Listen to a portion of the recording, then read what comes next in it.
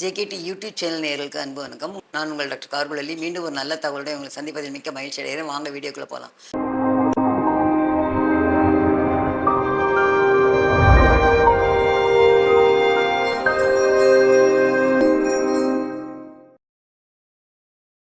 இன்றைக்கி நம்ம பார்க்க எடுத்துக்கிட்டது மெயினாக லிப்பு பற்றி தாங்க பேச போகிறோம். லிப் எந்த மாதிரி டெவலப் ஆகுது, எப்படி டெவலப் ஆகுது, எதுலேருந்து வருது, எந்த மாதத்தில் இதாகுதுங்கிறத பற்றி பார்க்குறோம். மெயினாக 6வது வார கருவாக இருக்கும் பொழுதே புரிஞ்சுக்கோங்க. 6வது வாரம் தான், 6லேருந்து 8 வாரத்துக்குள்ளே உங்களுக்கு ஃபுல்லுமே அது ஃபார்ம் ஆகிடும். இது 3 ப்ராசஸ்லேருந்து வருதுங்க. Medial nasal process, lateral nasal process and மேக்ஸிலரிங்கிறது. இது 3மே கரெக்டாக ஃபியூஸ் ஆனால் தான் உங்களுக்கு அப்பர் லிப் அண்ட் லோவர் லிப்னு வரும். இந்த மாதிரி வரும்பொழுது இதில் அந்த ஃபியூஷன் கரெக்டாக வரலைன்னா தான் இந்த கிளஃப்ட் லிப்புன்னு சொல்லுவாங்க இல்லையா, பிரிந்த உதடு அப்படிங்கிற மாதிரி சொல்லுவாங்க. கிளஃப்ட் லிப்பு அப்படின்னு சொல்லுவோம். Cleft lip, cleft palette. இதில் நாம் லிப்பு மட்டும்தான் மெயினாக இது பண்ண போகிறோம். இந்த லிப்பில் மெயினாக மியூக்கஸ் மெம்பரேன் ஸ்குவாமஸ் செல் தான் இது பண்ணும். அது மெயினாக நல்ல வேஸ்குலராக இருக்கிறதுனால உங்களுக்கு இது ரிச் வேஸ்குலர் பிங்காக இருக்கும். அதனால தான் அது பிங்காக இருக்கும். அடுத்து இதோட சென்சரி ஆர்கன்ஸ் ரொம்ப சென்சிட்டிவான இதுங்க. ஈஸியாக எதுனாலும் சின்னதுனாலுமே ஒரு பெயின்ஃபுல்லாக இருக்கும். அதே மாதிரி அதில் சென்சரி நர்வ் சப்ளை இது ரொம்ப நல்லாவே இருக்கும். கேப்பிலரி பிளட்டு எல்லாமே ஃப்ளோ ரொம்ப அதிகமாக இருக்கும். அதனால் உங்களுக்கு எப்பவுமே பிங்காக இருக்கும். அந்த மியூக்கஸ் மெம்பரனை வச்சு நம்ம உடம்புல ரத்த ஓட்டம் சீராக இருக்க, ரத்த ஓட்டம் குறைவாக இருக்க, ரத்தத்தில் இருக்க ஹீமோகுளோபின் அளவு குறையாக இருக்காங்கிறதுல நம்ம கரெக்டாக கண்டுபிடிச்சிடலாம். இது அந்த ஃபியூஷனில் தவறுதலாக வரும் பொழுது உங்களுக்கு கிளஃப்ட் லிப்புங்கிறது இதாகும். இது கருவாக இருக்கும்போதே 18வது வாரம் இல்லைன்னா 20வது வாரம் வர்ற ஸ்கேன் பண்ணும்போதே நமக்கு தெரிந்துடும். ஆனால் நம்ம அதை ஆன்டிநேட்டலாக நம்ம ஒன்றும் பண்ண முடியாது. ஸோ பிறந்த உடனே குழந்தை ஒரு 10 மாதத்தில் சரி பண்ணலாம். இல்லைன்னா டிபெண்டிங் அப்பான் த சைட், அது எந்த அளவுக்கு இருக்குது, எந்த அளவு பாதிப்பு இருக்குங்கிறத பொறுத்து குழந்தையோட நல்லா இதானதுக்கப்புறம் மெயினாக என்ன நாம் சொல்லுவாங்கன்னா 10 கிலோ 10 ஹீமோகுளோபின் 10 எடை வெயிட்டு கேஜ் அந்த மாதிரி வரும் பொழுது நம்ம கரெக்டாக குழந்தைக்கு அந்த surgery repairing surgical repair of the cleft lip அப்படிங்கிறன்னு சொல்லுவோம். அந்த சர்ஜரி பண்ணலாம் அப்படிங்கிறது நாம்ஸ். இதில் இது மெயினாக பிளாஸ்டிக் சர்ஜரி தான் பண்ணுவாங்க. சர்ஜரிங்கிறத விட சர்ஜரியும் பண்ணலாம், பட் பிளாஸ்டிக் சர்ஜரி தான் மெயினாக. அந்த லேயர் பை லேயராக எடுத்து கரெக்டாக அந்த மியூக்கஸ்க்கு அப்புறம் மஸ்குலரிஸ், அதுக்கப்புறம் அந்த கரெக்டாக அப்ராக்சிமேஷன், அதில் தான் இதோட இதே இருக்குது. அந்த மொபிலைசேஷன், அப்ராக்சிமேஷன், இந்த ரெண்டுமே பண்ணினா தான் அந்த கரெக்டான அந்த கோடு அது கரெக்டாக முடியும். ஆனால் பண்ணினது வித்தியாசம் தெரியும். ஆனால் it will be somewhat near normal அந்த மாதிரி வந்துடும். இதில் மெயினாக நம்ம என்ன தெரிஞ்சுக்கிடணும்னா, லிப் அடிக்வேட் ஹைட்ரேஷனோட இருக்கணும். ஈரப்பதம் நிறையா இருக்கணும். இதில் எக்ஸ்ஃபோலியேட் ஆகிற செல் இருக்குல்ல, நம்ம கையிலலாம் செல்லு மேலே உதிரும் இல்லையா, இந்த மாதிரி சிலருக்கு லிப்பில் அக்குமுலேட் ஆகும். ஸோ அது லேசாக எக்ஸ்ஃபோலியேட் பண்ணுறதுன்னு சொல்லுவாங்க. Periodical exfoliation. இல்லைன்னா சிலரே பிச்சு எடுப்பாங்க. ஆனால் அந்த பிச்சு எடுக்கிறது கரெக்டாக அந்த லிப்பு அந்த டெட் லேயரை மட்டும்தான் எடுக்கணும். நம்ம உள்ளே இருக்கிறத எடுத்தது பண்ணால் உடனே ப்ளீட் ஆக ஆரம்பிச்சிடும்.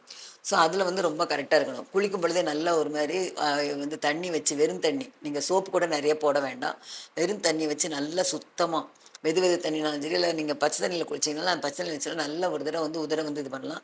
அதே மாதிரி டூத் ப்ரஷ் இது பண்ணுறீங்க இல்லையா, ப்ரஷ் பண்ணும்பொழுது நல்லா வாயை கொப்பளிக்கும் பொழுது அந்த லிப்பு, ஆல்வியல்லஸ், அந்த பக்கல் மிகோசா எல்லாமே ரொம்ப நல்லா க்ளீனாக இது பண்ணணும். வாயை ரொம்ப கரெக்டாக நீங்கள் சுத்தமாக பராமரிக்கலைன்னா ஸ்கின்ல நிறைய ப்ராப்ளம் வருங்க. ஏன்னா அங்கே தான் பல்லு, அந்த ஆல்வியல்லஸ், இந்த த்ரோட், இது எல்லாமே எந்த நேரமும் ஒரு கிருமியோடையே இருக்கும். ஃபோக்கஸ் ஆஃப் இன்ஃபெக்ஷன் அப்படின்னு சொல்லுவோம். ஸோ எந்த நேரமும் அங்கே கிருமி ரொம்ப ரெடியாக, நான் வாழ்கிறதுக்கு ரெடியாக இருக்கேன் அப்படிங்கிற மாதிரி இருக்கும். ஸோ நம்ம அதை ரொம்ப பராமரிக்கணும். கண்டிப்பாக டென்டிஸ்ட்லாம் எப்பவுமே 2 தடவை பல் தேய்ங்கன்னு சொல்லுவாங்க. நீங்கள் 2 தடவை பல் தேய்க்கணும்னா அட்லீஸ்ட் படுக்க போகிறதுக்கு முன்னாடி நல்ல வாயை சுத்தமாக வெந்நி வச்சு அதில் லேசாக உப்பு போட்டு தண்ணியை வச்சு கொப்பளிச்சிங்கன்னா கூட போதும். அதை பண்ணாலே ரொம்பவே நல்லது. அதே மாதிரி எழுந்த உடனே எதுவுமே இந்த பெட் காஃபின்னு குடிக்கிற பழக்கம்லாம் இருந்ததுன்னா தயவு செஞ்சு அதை விட்டுடுங்க. எழுந்து போய் பல் தேய்ச்சிட்டு காஃபி குடிச்சிக்கோங்க. அந்த ஓவராலாக நீங்கள் ஓவர் நைட் படுத்துருக்கீங்க இல்லையா, அந்த சலைவா இதெல்லாம் இது பண்ணும்போது ஹைலி இன்ஃபெக்ஷன் மாதிரி இருக்கும். ஸோ அந்த இதோட நீங்கள் இது பண்ணாதீங்க. அப்புறம் லிப்பில் மெயினாக நீங்கள் காஸ்மெட்டிக், அது பிங்காக இருக்கிறதாங்க ரொம்ப நார்மலான லிப்பு. அது பை நேச்சரே சிலருக்கு நல்லா அமைஞ்சிருக்கும். சிலருக்கு பிங்காக இல்லைன்னா பை ஆர்டிஃபிஷியலாக காஸ்மெட்டாலஜி படி லிப்பு என்ன இது பண்ணுவோன்னா, லிப்பு பாம் இது பண்ணுவாங்க. லிப்பு பாம், லிப்பு டோனர், அதெல்லாம் இது பண்ணுவாங்க. பாம் அப்ளை பண்ணுறது எல்லாரும் அப்ளை பண்ணணும்னு கிடையாது. இது எதுலேருந்து மெயினாக பண்ணுவாங்கன்னா, பீஃப் வேக்ஸ் இருக்கு இல்லையா, அந்த தேனியோட கூடுல இருந்து அந்த வேக்ஸ் எடுக்கிறாங்க பாருங்கள், தேன் எடுத்த பிறகு அந்த கூடு இருக்கு இல்லையா, அந்த வேக்ஸு, அந்த வேக்ஸு, அடுத்து வந்து ஆல்கஹால் கொஞ்சம் மிக்ஸ் பண்ணி, அடுத்து வந்து ஹயலூரோனிக் ஆசிட் அப்படிங்கிற ஒரு மைல்டு ஆசிட். ஸ்கின்னோட பிஹெச் வந்து எப்போவுமே மைல்டு ஆசிட் தான், 4.5 to 5.7. வாட்டர் வந்து நியூட்ரல் 7 பிஹெச் இருக்கும். நம்மளோட ஸ்கின் வந்து மைல்டாக வந்து அசிடிக் பிஹெச் தான் இருக்கும். லிப்பு பாம் எதுக்காக யார் அப்ளை பண்ணணும்னா, அடிக்கடி வந்து ட்ரை ஆகுதுன்னு சொல்கிறாங்க இல்லையா, லிப்பு ட்ரை ஆச்சு தான் அடுத்து வந்து ஃபிஷர் ஆகும், அந்த வெடிப்பு வரும். ஸோ அந்த வெடிப்பை ப்ரிவென்ட் பண்ணுறதுக்காக தான் வந்து நம்ம வந்து லிப்பு பாம் வந்து அப்ளை பண்ணணும். அப்படி வெடிப்பு வராத ஒரு மாதிரி ட்ரை ஆகாமல் இருக்கிறவங்களாம் வந்து லிப்பு வந்து ரெகுலராகவே போடணும்னு கிடையாது. எப்போயாவது ஒரு ஃபங்க்ஷனுக்கு அந்த மாதிரி போட்டுக்கிடலாம். எந்த காஸ்மெட்டாலஜியுமே வந்து டோன்ட் ஹாவ் த ஐடியா, இல்லைன்னா டோன்ட் ஹாவ் த ரெகுலராக யூஸ் பண்ணுறதே பழக்கமே வச்சுக்காதீங்க. Only for functional official occasional அந்த மாதிரி நீங்கள் யூஸ் பண்ணிங்கன்னா உங்களோட ஸ்கின் வந்து எப்போவுமே வந்து ஹெல்த்தியாக பராமரிக்கப்படும். எந்த ஒரு காஸ்மெட்டாலஜிலையும் வந்து அவங்க வந்து ஹெர்பல்னு சொன்னாலுமே வந்து கெமிக்கல், டை, கலரிங் ஏஜென்ட்டு இந்த மாதிரி கண்டிப்பாக வந்து ஆட் பண்ணி தான் இருப்பாங்க. ஸோ நீங்கள் வந்து எப்போவுமே வந்து பை நேச்சராக வந்து உங்களுக்கு வந்து கடவுள் கொடுத்த அந்த இதை வந்து நேச்சுரலாக அப்பியர் ஆகிறதா வந்து ரொம்ப ரொம்ப நல்லது. அக்செப்ட் யுவர் ஸ்கின் கலரு இதெல்லாம் வந்து இது பண்ணிக்கோங்க. நீங்கள் வந்து கொஞ்சம் வந்து உங்களை அழகுபடுத்தி காமிச்சிக்கலாம். பட் அந்த அழகுபடுத்தி காமிக்கிறேன்னு சொல்லிட்டு ஸ்கின்னை வந்து இன்சல்ட் பண்ணாமல் மைல்டாக எது வந்து ஸ்கின்னை வந்து ரொம்ப பாதிக்காது அப்படிங்கிறத பார்த்து அதுபடி வந்து நீங்கள் வந்து உங்கள் ஸ்கின்னுக்கு வந்து ஸ்கின் ஃப்ரெண்ட்லின்னு சொல்லுவோம். அந்த மாதிரி உங்கள் ஸ்கின்னுக்கு வந்து எது வந்து ஒத்துக்கிடுது அப்படிங்கிறத சூஸ் பண்ணி அதுக்கு ஏற்ற மாதிரி வந்து நீங்கள் வந்து எதுவுமே வந்து செலக்ட் பண்ணிக்கிடணும். லிப்பு பாம் வந்து ட்ரை ஸ்கின் உள்ளவங்க வின்டர் சீசனில், மெயினாக வந்து வின்டர் சீசனில் வந்து என்வாயர்மெண்ட் வந்து ரொம்ப இதாக இருக்குனால அது வந்து கொஞ்சம் அந்த வெடிப்பு வந்து வர்றதுக்கு வந்து ரொம்ப வாய்ப்பு அதிகமாக இருக்கும். வேஸ்லின் வந்து ரொம்ப காமனாகவே யூஸ் பண்ணலாம். வேஸ்லின் வந்து எல்லாருமே எல்லார் வீட்லேயுமே இப்போ வந்து யூஸ் பண்ணுற மாதிரி அது ஆயிடுச்சு. ஸோ அந்த வேஸ்லின் வந்து ரொம்ப காமனாக யூஸ் பண்ணலாம். அது போக வந்து லிப்பு பாமே வந்து மார்க்கெட்டில் வந்து நிறைய அவைலபிளாக இருக்குது. அதில் வந்து நீங்கள் மைல்டாக இருக்கிறத வந்து சூஸ் பண்ணிக்கோங்க. Bees wax, honey plus hyaluronic acid, இந்த 3 காம்பினேஷன் இருக்கிறத வந்து எடுத்துக்கிட்டிங்கனாலே வந்து it's not going to do you, ரொம்ப ஹார்ம் வந்து பண்ணாது. இல்லை நீங்களே வந்து வீட்டில் வந்து ரெடி பண்ணுறது எப்படி பண்ணணும்னா, பீட்ரூட் நல்லா ஜூஸ் எடுத்து அந்த பீட்ரூட் ஜூஸை வந்து மைல்டாக இது பண்ணி அது கூட வந்து ஹனி, தேன் ப்ளஸ் அந்த லைம் இது வந்து கொஞ்சமாக புளிஞ்சு விடணும். லைம் வந்து ரொம்ப லிமிட்டடாங்க, ரொம்ப நிறைய போட்டிங்கன்னா கொஞ்சம் ரொம்ப இதாகிடும். ஸோ இந்த 3ஐயும் போட்டு மைல்டாக வந்து நீங்கள் வந்து சிம்மில், ரொம்ப சிம்மில் வந்து இது பண்ணி வேண்டிங்கன்னா ஒரு பேஸ்ட் மாதிரி வருங்க.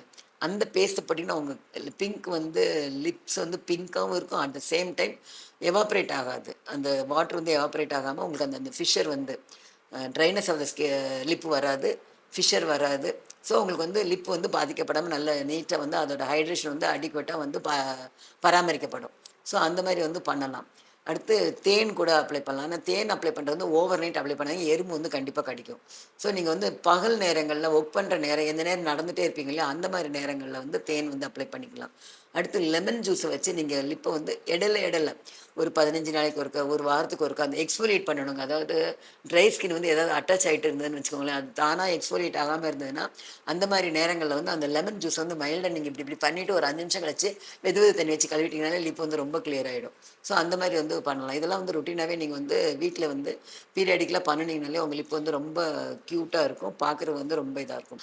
லிப்ஸ்டிக் எல்லாமே வந்து வேக்ஸு, ஹனி ப்ளஸ் நான் சொன்ன ஹைலூரோனிக் ஆசிட், அது கூட வந்து டை, கெமிக்கல் ஏஜென்ட், இந்த இது எல்லாமே சேர்த்து தான் வந்து ஒரு பேஸ்ட் மாதிரி பண்ணி அந்த பேஸ்ட் வந்து ஒன்று இதில் வந்திருக்கும், இல்லைன்னா பென்சில் ஃபார்மில் வந்து அப்ளை பண்ணியிருப்பாங்க.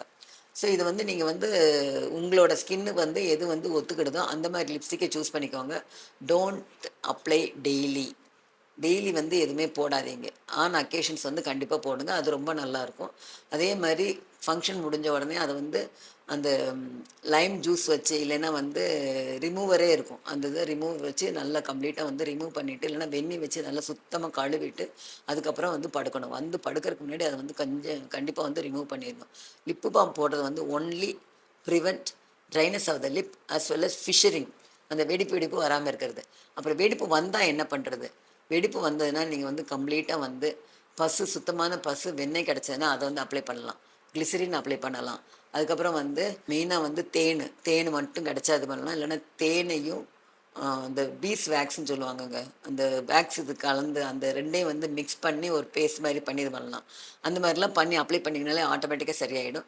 இது போக வந்து வேறு எதுவும் அண்டர்லைங் டிசீஸ் இருக்கா அப்படிங்கிறத பார்த்துட்டு அதுக்கானதே நீங்கள் அப்ளை பண்ணுங்கள். ஓவர் நைட்டாக நீங்கள் வந்து அந்த இது அப்ளை பண்ணாலே பாதி சரியாயிடுங்க. பசு, வெண்ணெய் அப்படி இல்லைன்னா வந்து தேன் வந்து நைட்டு போட்டிங்கன்னா இதாகும். பகல் நேரங்கள்ல போடுங்க. அதுக்கப்புறம் வந்து ஹையலூரோனிக் ஆசிட் அந்த இது எல்லாமே காம்பினேஷனா இருக்கும். காம்பினேஷனா உங்களுக்கு அவைலபிளா இருக்குங்க. அது போட்டிங்கனாலே அது நைட் படுக்கும்போது கூட லிப் பாம்லாம் போட்டுக்கலாம். ஆனா, அது ஒன்லி டியூரிங் வின்டர் மட்டும் யூஸ் பண்ணுங்க. வின்டர்ல தான் வந்து மெயினா வந்து அந்த வெடிப்பு வரதுக்கு வந்து ரொம்பவே வாய்ப்புகள் இருக்கு. அ உதடுல வந்து உதடு வெடிப்புன்னு நெறைய பேர் சொல்லுவாங்க. அதே மாரி அந்த உதடு கடிக்கிற பழக்கம் இருந்தாலும், அத வந்து அந்த ஹேபிட்ட வந்து கம்ப்ளீட்டா மாத்திடுங்க. It should not be done. அது அந்த பல்லோட அழுத்தம் இதாகி இதாகி கூட அதனால கூட பாதிப்புலாம் வரும். ஸோ அந்த மாரி பண்ணாதீங்க. அதுக்கப்புறம் வந்து லிப்ல வந்து கண்டிப்பா வந்து வாய கழுவும் பொழுது அதையும் லேசா நல்லா வந்து சுத்தமா இது பண்ணிட்டு, உணவு துகள் எதுவுமே இது பண்ணாம, அந்த சாக்லேட்டு, அந்த பிஸ்கட் அந்த மாரி ஐட்டங்கள் திங்கும் பொழுது அத கம்ப்ளீட்டா வந்து நல்லா கம்ப்ளீட்டா வாஷ் பண்ணிட்டா அப்படிங்கிறத வந்து இது பண்ணிக்கோங்க. மெயினா வந்து இது சிறு குழந்தைங்களுக்கு தான் கேர் எடுக்கணும். ஏன்னா சின்ன பிள்ளைங்க தான் வந்து கரெக்ட்டா வந்து வாய வந்து இது பண்ணாதுங்க. ஏன்னா அந்த சலைவால வந்து அந்த இது வந்து இருக்கும் கண்டிப்பா. ஸோ அந்த இத இது பண்ணிட்டு அப்படி பண்ணுனாங்களே, அதனாலேயே வந்து கொஞ்சம் லிப்புக்கெல்லாம் வந்து பாதிப்பு வரும். ஸோ அத வந்து உடனடியா நல்லா சுத்தமா வாய கழுவணும். எதுனாலும் உணவு பொருள் சாப்பிட்டாலே வாய சுத்தமா கழுவணும் அப்படிங்கிற ஒரு பழக்கம் வந்து ஹேபிட் வந்து கண்டிப்பா வரணும். அதே மாரி வீக்லி ஒன்ஸ் கண்டிப்பா வந்து லிப்புக்குன்னு தனியா கேர் குடுக்கறது. கேர்ன்னா என்ன? ஒரு அந்த காய்ஞ்ச சருமம் அதெல்லாம் இருந்ததுன்னா நல்லா எடுத்து விடணும். எடுத்து விட்டுட்டு ஓவர் நைட்டுக்கு வந்து வேஸ்லின் அப்ளை பண்ணலாம். அப்படி இல்லைன்னா பசு வெண்ணெய்னா பகல் நேரமே இது பண்ணுங்க. அதுக்கும் எறும்பு வரும்.